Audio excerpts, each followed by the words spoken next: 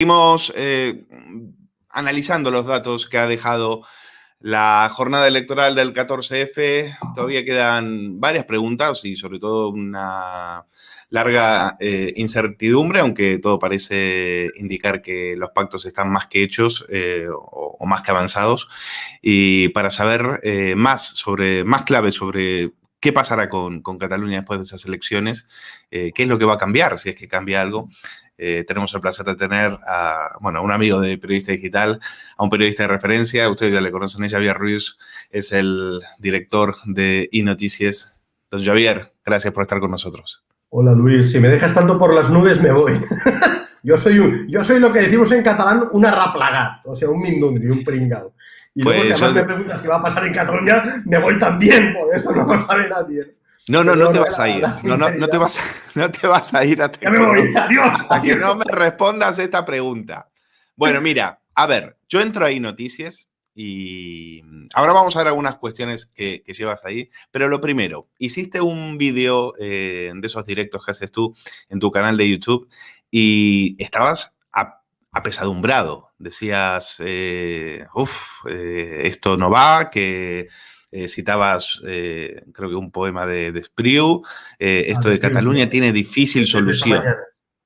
¿Por qué estabas tan bajoneado?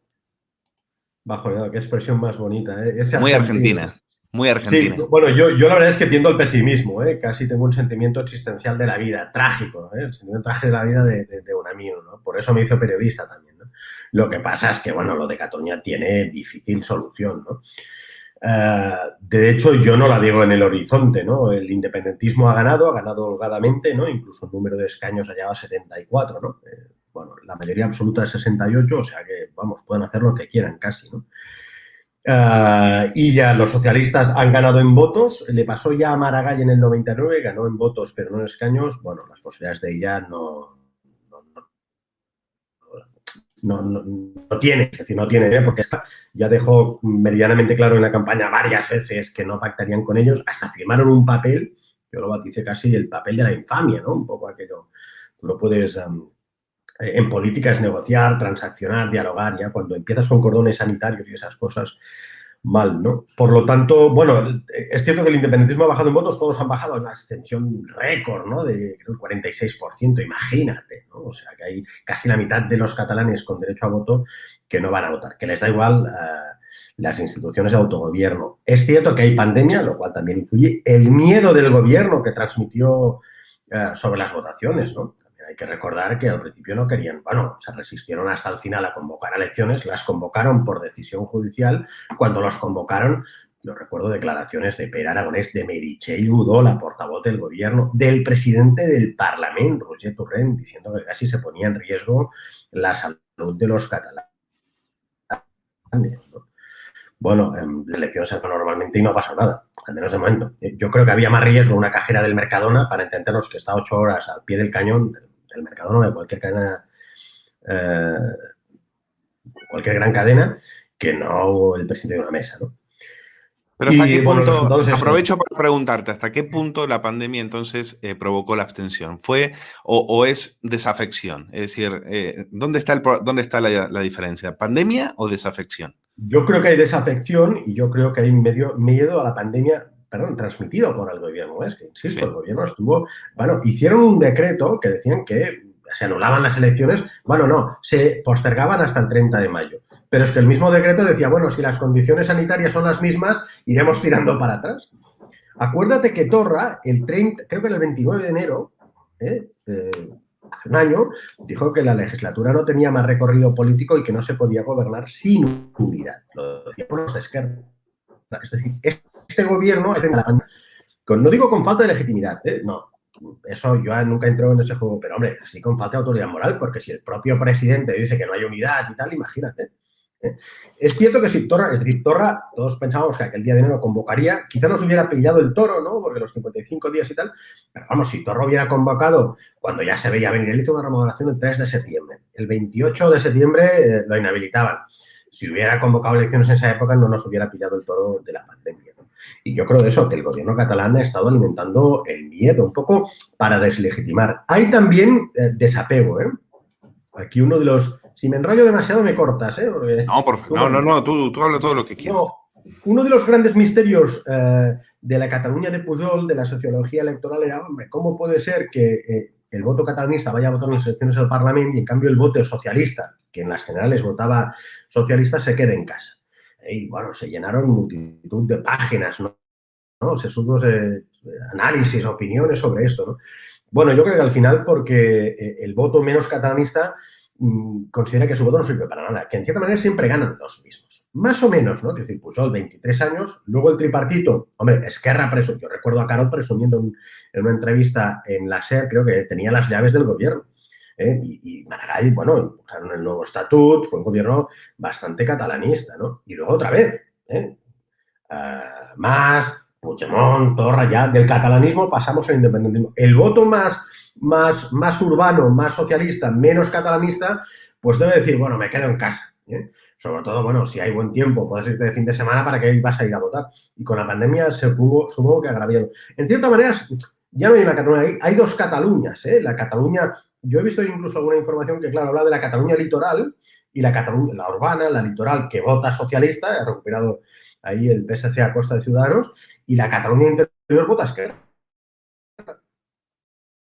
Que es, perdona, esto, Vicens Vives de los años 50, que ya hablaba de estas dos Cataluñas, seguimos igual o peor. Sí, eso lo comentabas precisamente en ese comentario, en ese directo que hacías en tu canal. Entonces... Me repito como las abuelitos. Perdona, no, lo cuento, lo estoy contando porque te hago publicidad. Quiero que la gente... Todavía tienes miles de suscriptores, pues quiero que tengas más suscriptores todavía. Piensen que la Generalitat nos ha retirado hasta las subvenciones, cosa importante. Bueno, y a nosotros, bueno, que nunca las tuvimos, por otro lado. ¿Qué te iba a decir? Que, bueno, la pandemia y la crisis económica, ¿han pasado factura? ¿Alguien ha pagado los platos rotos? No. Es curioso. También es verdad, a ver, aquí hay dos bloques electorales, el independentista y el no independentista. Y no hay trasvases entre ellos. Un tío de Esquerra no va a votar Ciudadanos o PSC. Aquí uno, pero no. O sea, son muy cohesionados, ¿no? Pueden haber trasvases internos, ¿no? Pues el de PSC recupera votos de Ciudadanos o votos del PP se van a Vox, pero estos no votan indepes. Y entonces, además, no ha pasado factura, es decir, es curioso. Cataluña es una sociedad curiosa, ¿no? Porque aquí, por ejemplo, en momentos de crisis económica o pandemia y tal, generalmente el votante castiga al poder, castiga al gobierno que está mandando, y lo manda a la oposición y gana, pues esto, los que estaban en la oposición, ¿no? Aquí no, aquí han votado a ganar los mismos. Incluso es curioso, ¿no? Porque estaban los hoteleros, que los sacaban foc pels queixals, que decimos en catalán, se subían por las paredes, ¿no? Los hoteleros, los gimnasios, el mundo de la cultura, incluso, sectores en principio proclives al catalanismo, ¿no? El mundo de la cultura. Recuerdo algún restaurador también que incluso había ido en las listas de Junts pel Cat en algún lugar testimonial, pero había ido en las anteriores elecciones también decía, ¿cómo puede ser el gobierno y tal? Incluso, las batallas entre ellos, ¿no? Tenía las ingenierías más de gobierno, algunos científicos, el famoso Bill Michan metía caña, pero claro, no sabías si metía caña como científico o metía caña como próximo, presumiblemente, a Junts pel Cat, ¿no? Pero no pasa nada. O sea, a pesar del desgaste, de la pandemia, de todos los sectores económicos movilizados, de la crisis y tal, bueno, ya te digo, han ganado holgadamente, ¿no? Es increíble. Bueno, información que llevas en... Luis, no es increíble, no, es normal. Es normal. En Cataluña es un marco mental, que ya viene de Pujol, en el cual el catalanista es el bueno y todos los demás son malos. No digo ya, perdona, charnegos, españoles, ñordos, súbditos, colonos, independentistas críticos, moderados, catalanistas, no sé qué, escépticos, tibios, todos los demás son malos. Y este marco mental, esto va a costar mucho romperlo, ¿no? Claro, somos los, a pesar de todo, ¿no? Es decir, los presos están en la cárcel, ¿no? Pobres. No voy a entrar en consideración judicial, es evidente que no están en la cárcel por el Espíritu Santo, No voy a entrar en debate, pero algo hicieron, Bueno, pues esto, claro, es un marco mental mediático, político, social, y es muy difícil salir de este marco mental. Primero porque, bueno, TV3, por ejemplo, aunque aunque intentes no verla, pues yo meto los informativos TV3, pero claro, TV3, la prensa, los digitales, la mayor parte es a favor de este marco mental. Y entonces, claro, romper estos, te digo, es muy complicado. Las radios, ¿no? Aquí las dos grandes cadenas están a favor del proceso. Catalunya Radio, por una parte, que es la pública, y RAC1. Perdona, el exdirector de RAC1 ahora ya no está en política, pero pasó directamente de director de RAC1 a portavoz de Junts pel Cat, Eduard Pujol, ¿te acuerdas, no? Sí. Incluso en los periódicos, bueno, tenemos, La Vanguardia ha pedido indultos. El periódico tiene un director que fue secretario de comunicación con el tripartito. La directora de Lara había sido jefe de prensa Mascolell, más o menos es el diario próximo a Esquerra. Y el Punt Avui es el diario próximo a Puigdemont y a Junts per Cat. El director son amigos con Puigdemont. No pasa, y ha hecho el libro ese famoso de Puigdemont que dice Me explico.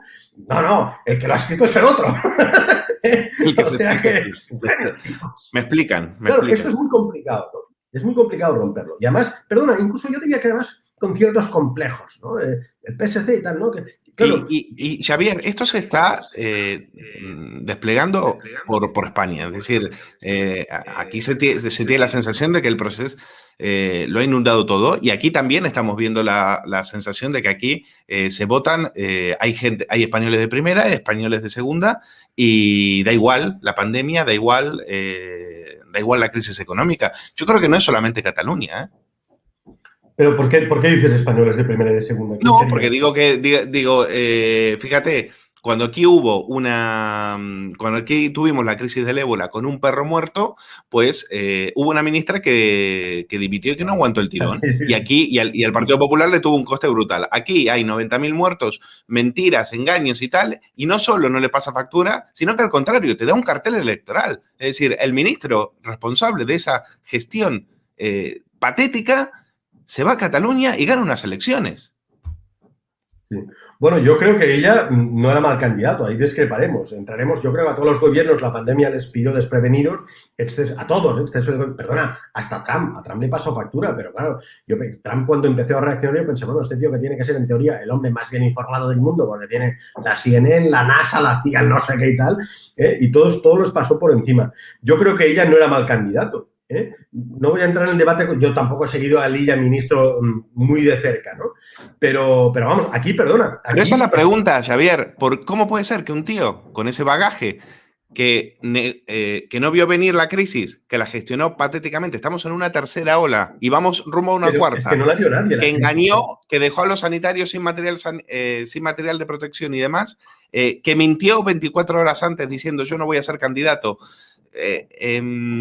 nada le pasa factura, es decir, y claro que era un buen candidato, y las encuestas y el resultado así lo refrendan.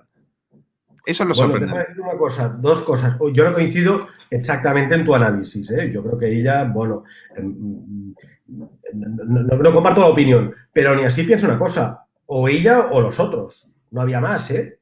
También indica un poco el tema de la sociedad catalana, es decir, teníamos la única alternativa de gobierno, en cierta manera, era o ella o el independentismo, más o menos. Bueno, de hecho se han confirmado los hechos, ¿no? Los socialistas no han recortado muchos votos, han ganado por primera vez en unas elecciones en mucho tiempo y el resto, Ciudadanos ha quedado barrido, el PP ha caído y luego pero no había muchas alternativas, como digo, de gobierno. Dos opciones, ¿eh? No había más, ¿eh? Xavier, a ver, dos noticias que llevas en tu digital. La primera, el independentismo pierde 700.000 votos. ¿Cuál es la lectura que hay que hacer de eso? Bueno, hombre, yo creo, aquí siempre se decían, el proceso está un poco cogido con pinzas, había muchas posverdades, ¿no? ¿Qué es una posverdad? Bueno, en realidad es un eufemismo de mentira.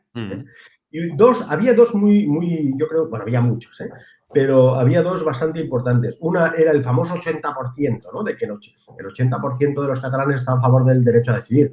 Eso era mentira. Esto salió de una encuesta de RAC1 de hace muchos años y luego lo mantenían, ¿no? Claro, si decían derecho a decidir, decían, bueno, 80% a favor de la independencia, porque tú no vas a estar a favor del derecho a decidir para luego votar en contra. No era verdad,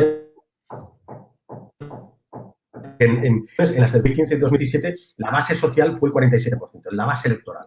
O sea que no cuadraba, ¿no? Y luego los famosos también, bueno, 2 millones, efectivamente, eran 2 millones de votos en un censo electoral de 5,5. Yo siempre dije, no se puede declarar la independencia con menos de la mitad de la población.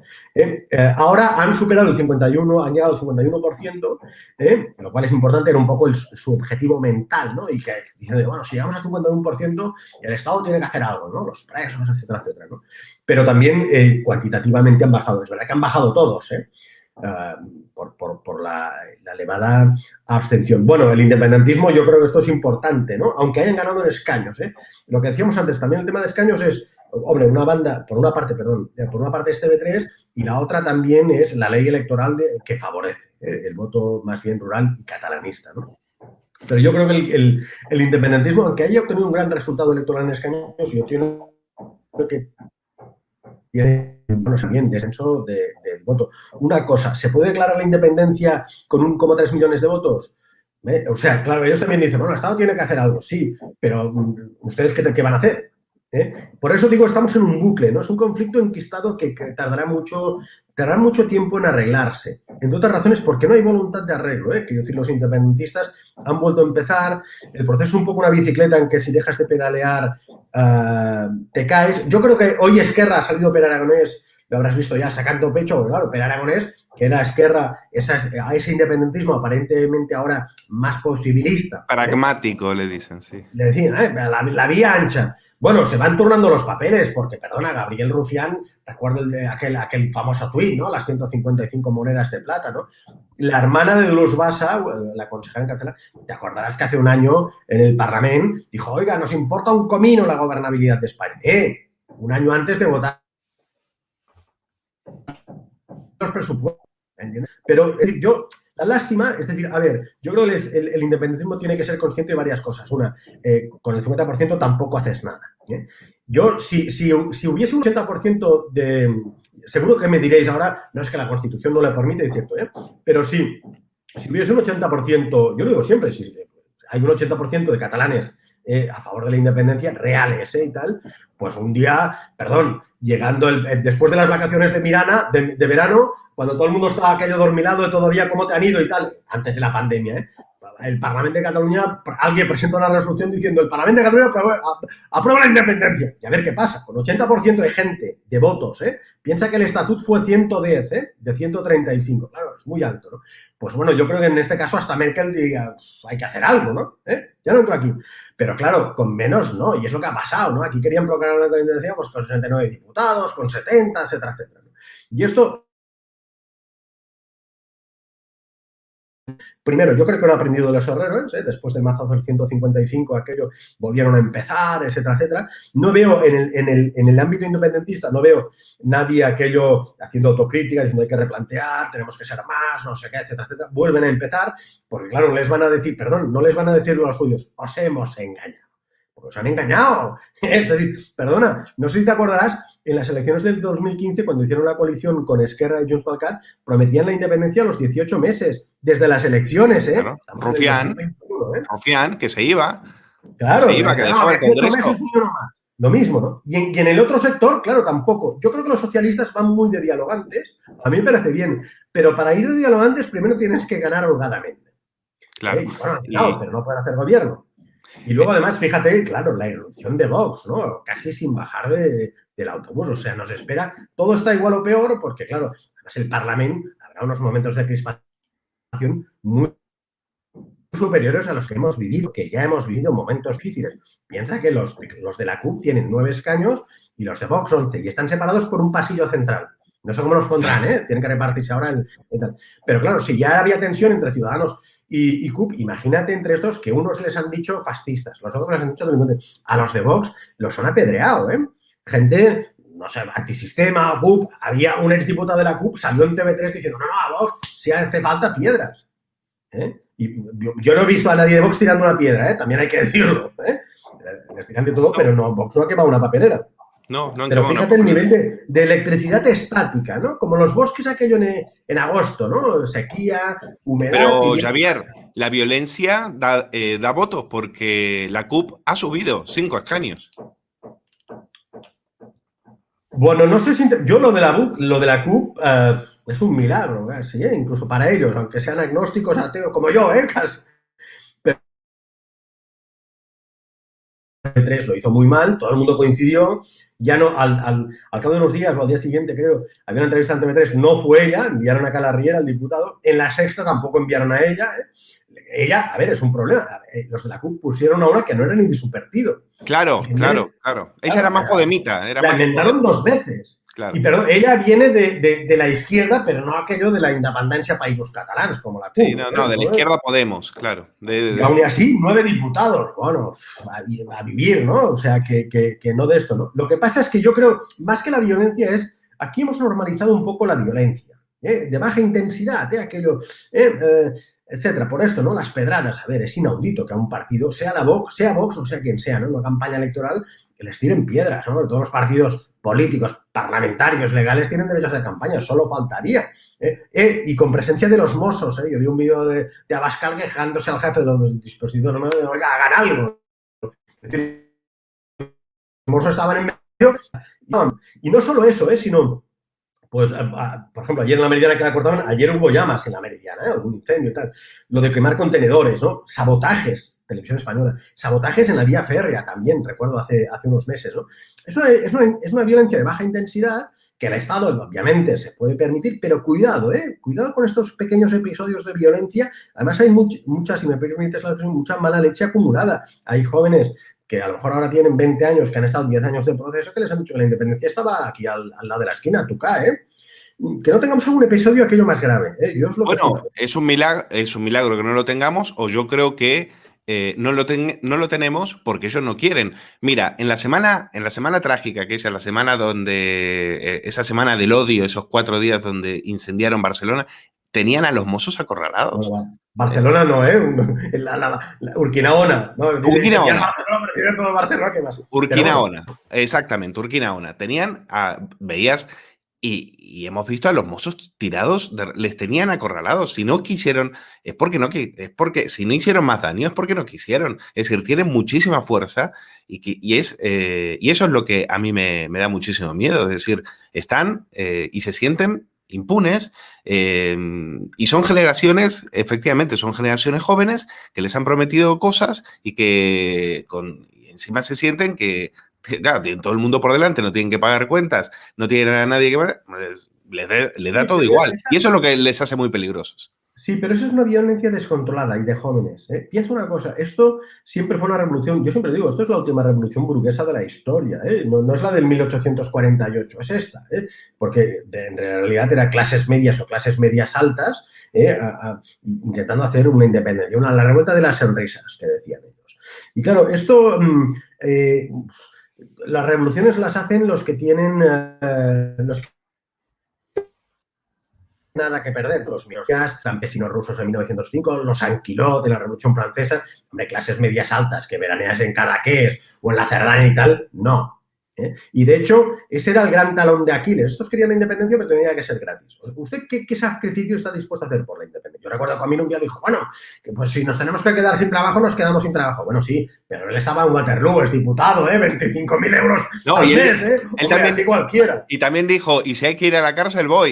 Y fue el primero en salir corriendo. Claro, tal, ¿no? Entonces, claro, pero lo que pasa es que la clase dirigente del proceso, que yo creo, obviamente, que no ha estado a la altura, ha alentado a los otros, y querían aquello, cuando decían la famosa frase del mandato democrático, eso era un señal de cobardía, ¿no? Porque era aquello, nosotros no hemos sido, no, ha sido el pueblo, no, perdón, ha sido usted. O más, ¿no? Más, de acuerdo, cuando declaró en el juicio por el 9N, no, han sido los voluntarios, no, yo pasaba por ahí, Claro, incluso recuerdo una frase que les dijo a los estudiantes que eran imprescindibles para implantar la independencia. A los estudiantes, incluso menores de edad, Hombre, no, yo me pongo delante, y tal, y si acaso asumo las consecuencias. Fíjate que han ido a la cárcel, sí, es cierto, pero unos salieron huyendo, terceros grados, etcétera, etcétera. Y no, aquí no había una clase dirigente, aquí no había, para entenderlo, aquí no había un George Washington, un Braveheart, un Mahatma Gandhi, yo qué sé, uno de estos, aunque ellos se lo crean. Arthur Mas. No, claro, no. Él se comparó con Gandhi, se comparó con Mandela. No de esto, ¿no? Y claro, si no, pues, o sea, ¿qué sacrificio está usted dispuesto a hacer Javier, tú siempre dices, estas revoluciones se han comido a sus hijos. Es decir, el Procés se comió a Artur Mas. Yo agrego, el Estatut se comió a Maragall y al PSC. No, sí, a más, a más. Y, A más y, gente, quiero decir, y ¿no? a más gente, sí, No, es a que yo Montilla. recuerdo, mira, aquel 30 de septiembre del 2005, cuando se aprobó el estatuto, también in extremis y tal, yo estaba ahí, claro, estaba en los pasillos, hice una foto que salían todos delante del despacho de Benac. Salía Piqué, que habían votado en contra, se puso, creo, por cortesía institucional, y luego estaban todos, estaba Carot, estaba Benac como presidente del Parlamento, estaba Artur Mas, estaba Maragall, estaba Joan Saura de Iniciativa, Manuela de Madre por los socialistas, igual me dejo alguno, ¿no? Estaban todos. El estatuto arrasó con toda una generación política, porque de todos esos solo sobrevivió Mas. Y el proceso ha arrasado con otra, porque claro, es medio gobierno oído, el otro es medio en la cárcel, pero Aragonés es fruto de un vacío de poder, ¿no? Un tío de partido que bueno, asciende y tal, pero claro, con el poder que tenían, tú lo recordabas esta mañana, el poder que tenía con Pero eso no es bueno. Eso no es bueno para un país ni para una sociedad, ¿no? Yo estoy a favor del trasvase entre sociedad y política. La política no tiene que ser una cosa cerrada, pero las sociedades pequeñas, para generar élites gobernantes o dirigentes, honestas, a derecha e izquierda, bueno, a ver, y Cataluña ya hemos arrasado con 2 generaciones de políticos, lo cual provoca vacíos de poder, incluso en los partidos, O sea, Junqueras ya llegó a Esquerra porque era un vacío de poder, te acordarás tú, perdió muchas cosas, Ridao no lo querían, etcétera, etcétera. Pero las sociedades, los vacíos de poder en la historia son terribles, Y claro, y no me hagas poner ejemplos, se dan todas las distancias, Hitler es un vacío de poder político y económico. La guerra de Irak es otro. La República, perdona, cuando hay la guerra civil, a Casares Quiroga, que era el presidente del Consejo de Ministros, le dijo, no, se están levantando los militares en África. Ah, sí, bueno, yo me voy a dormir. Que no fue un vacío de poder. Suprimieron el ejército, la República suprimió el ejército, el otro empezó a atacar, empezaron a quemar a iglesias, etcétera, etcétera. No es lo mismo, todas las distancias. ¿Y estos han aprendido? Casos, Nunca me gusta comparar una cosa con la otra, Y sobre todo yo, cuando alguien compara el independiente con el nazismo, me cabreo. Pero los vacíos de poder son terribles en la historia. Y no hemos aprendido de poder. Bueno, es lo que te iba a preguntar. Entonces, la conclusión es que estos, Borràs, Aragonés, etcétera, ¿han aprendido o son simplemente títeres de 2 que van a por todas como Puigdemont y Junqueras y que les da exactamente todo igual?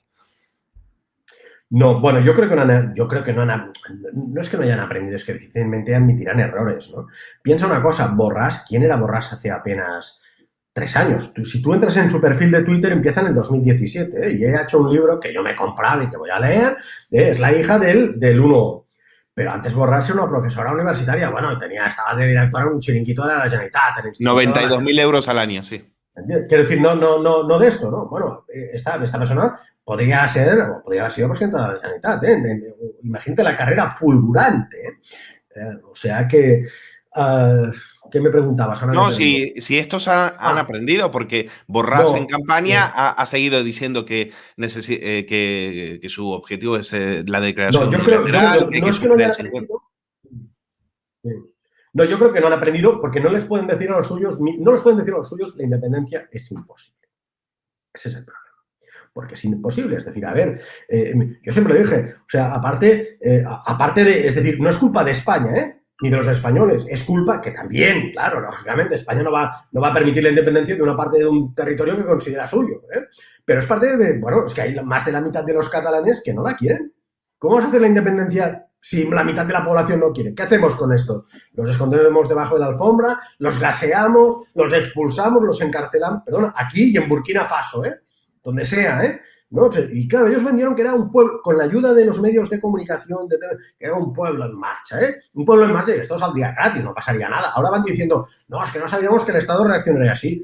Claro que lo sabían, pero que se pensaban. Bueno, a lo mejor hay inconsciencia y irresponsabilidad, pero yo creo que hay reaccionan cuando, no sé, intenta proclamar la independencia de Texas, por ejemplo, o de Baviera, ¿me entiendes? Y además, perdona, es que los delitos aquí es malversación y sedición, yo lo de sedición también me sorprende porque a mí sedición me suena a aquella sedición militar y tal, de los tiempos de Franco. Pero claro, es que, proclamaron la secesión de una parte del territorio, abolieron la monarquía, proclamaron la república, derogaron el estatuto, derogaron la constitución y se pasaron por el forro las notificaciones del TC, entre otras cosas. Si esto estuviese tipificado en el Código Penal a 10 años cada cosa que mencionaba, que eso les caen, decían, no, es que les han caído 100 años. Bueno, sí, pero a repartir, ¿eh? Pero si es así, les caen, pues fíjate, les caen 60 años a cada uno, ¿no? Y es evidente que no lo quiero, ¿eh? Pero aquello que de esto. Y entonces, claro, el independentismo no ha aprendido, tampoco van a admitir sus errores, ¿eh? Tampoco van a admitir esto, que los han engañado y tienen que volver a empezar. Además, todos se miran por el hombro, ¿no? A ver quién va primero en esta carrera demencial hacia el precipicio, ¿no? De hecho, Puigdemont fue un suicidio colectivo, porque era el presidente de la Generalitat, nos representaba a todos. ¿Sabes Thelma y Luis? La escena esa final, la película de Ridley Scott, que se lanzan al precipicio con el coche, los cabellos al... Yo no veo los cabellos al... Sí. Eso es el proceso. Claro, en la película de Thelma y Luis queda muy bien, qué bonito, no se ve el batacazo final. Pero el proceso era eso, es decir, Puigdemont se lanzó, sabía que no había... Además, es que ellos lo sabían, porque proclamaron la independencia, ni la publicaron, ni arriaron la bandera, se fueron todos incluso a casas rurales del sur de Francia a verlas venir, y ya está, y bueno, nos detienen, bueno, pues unos nos vamos, algunos se fueron, se volvieron a ir, o sea, han arrasado con todo, con la arquitectura institucional de Cataluña, pacientemente tejida desde la transición, ¿no? Y por eso digo, yo no veo solución, porque en el otro lado también deben estar no sé, pregunte Jordi Cañas, yo qué sé, o a cualquiera de la esquina, Yo he ido a algún meeting, el otro día fue un meeting de Vox en l'Hospitalet y claro, me encontré el típico catalán de 8 apellidos catalanes que lo primero, mire, no tenemos cuernos ni cola de demonio, ¿no? Y el otro día me lo encontré, fui a Vox a la sede electoral el día de las elecciones, aquí habrá ambientillo, y me lo volví a encontrar, Y claro, y esta gente también está harta, Es decir, hay dos Cataluñas, una que ha vuelto a empezar y la otra que está harta de haber aguantado, ¿no? Ya está bien, ¿no? Y ese meeting, ¿qué clave te dejó lo de Hospitalet? Porque fue muy comentado ese meeting de Vox. O sea, voto obrero, voto que podía venir de la izquierda también, voto hasta nacional, voto cabreado. Eso es evidente. Déjame decirte dos cosas. Lo que te decía, una, los de Vox no tienen ni cola de demonio, ni cuernos, son personas normales y corrientes, como todos, evidentemente, Pero lo enfatizo, claro, aquí no, los fascistas. Y luego otra cosa, Claro, aquí, la violencia la han cultivado los indepes, Los de Vox, yo no sé, al contrario, aquí les han tirado piedras, etcétera, etcétera, ¿no? Les han hecho la campaña también, evidentemente todo va a condenar las agresiones, pero yo creo que al electorado de Vox todavía le favorecía más, es decir, el silencio de muchos medios de comunicación, lo de Vic, que ahí hasta salieron vídeos de un tío agarrado al coche, arriba en el techo, yo no lo vi por TV3, que era noticia. Claro.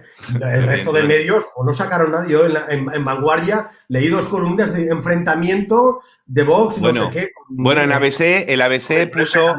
Unos que atizaban a vosotros. El ABC puso unos manifestantes... Atacan, con comillas dobles. Sí, en Vox estaban enfadados con ABC, creo que ahí... No, atacan pusieron. No estaba, porque no les quedó claro.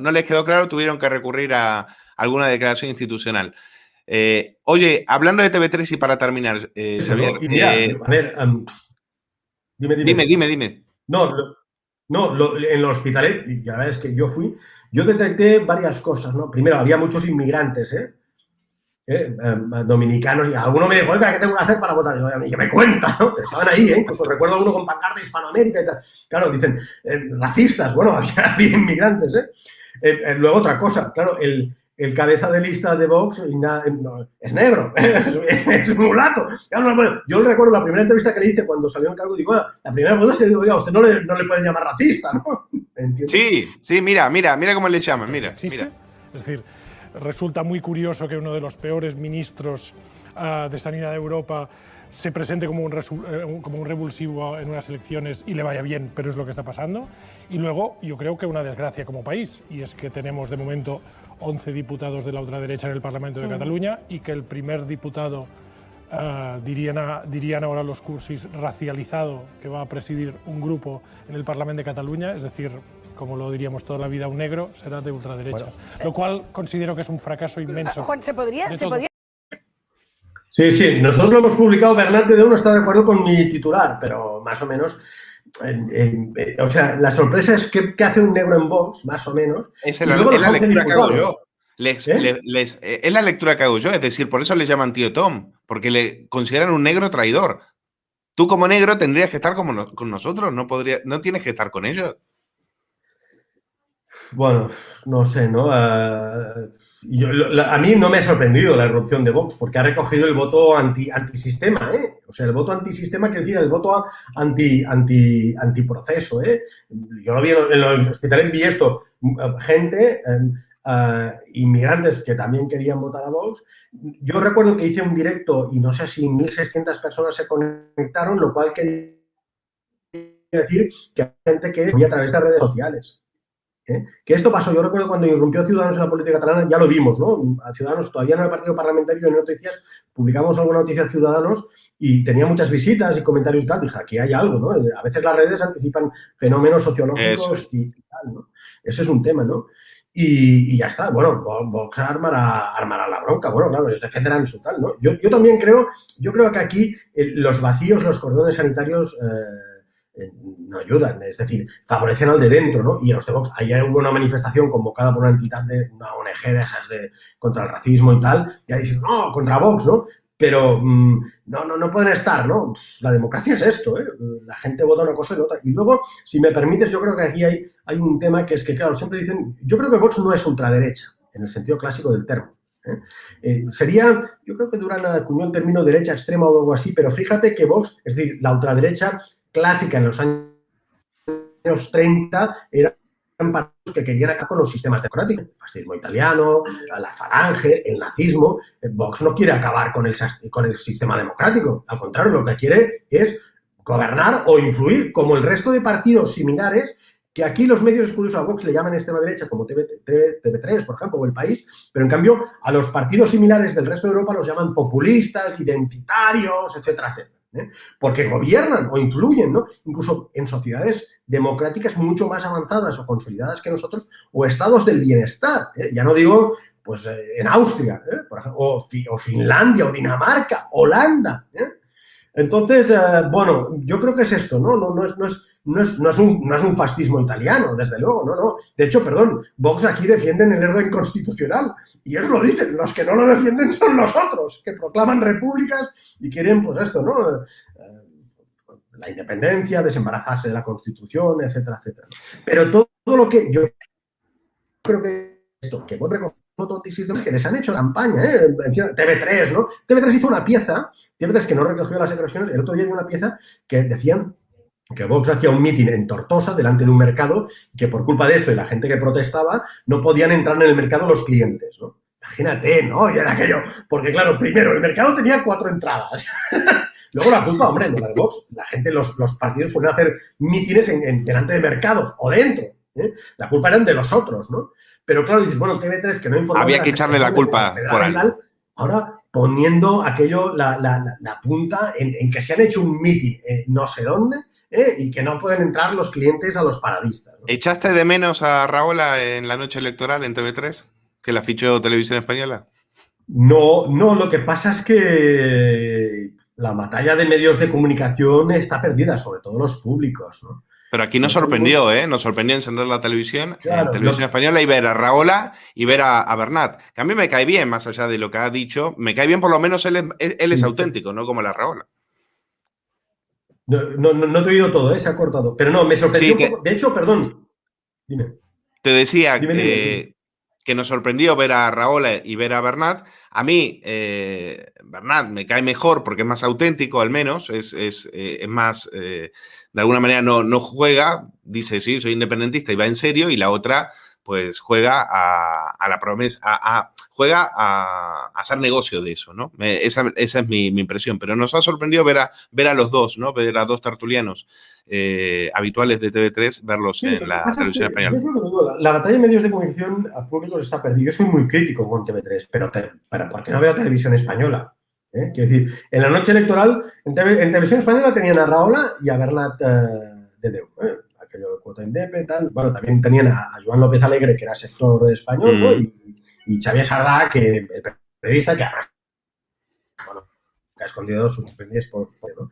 En La Sexta tenían a Sergi Sol, que era el jefe de prensa de Junqueras, Era el hombre de... y en TV3 tenían a Francesc Mercador y a Barbeta, entre otros, Yo estaba liado, aquello cuando veías las teles, no me he sorprendido. Pero tampoco me he sorprendido aquí, Quiero decir, TV3, ya te digo, soy muy crítico de TV3, tiene una responsabilidad en el proceso impresionante. Si un día nos acabamos matando a los catalanes entre nosotros, en parte será por TV3, lo digo en serio.